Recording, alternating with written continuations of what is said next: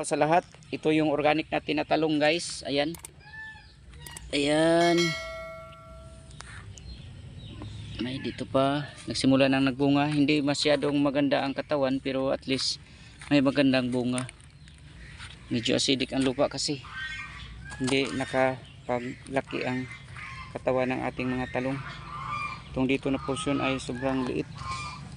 Ayan.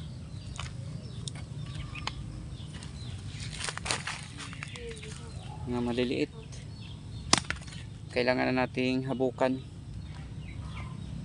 upang makarecover. Ayan, katulad nito upang mga lumaki, pero mga healthy sila. Kukunin na natin to dahil uulamin natin. Ayan, ayan, so may ulam na tayo. Ayan, lauoy na tayo. Ito pa ang ating sagol.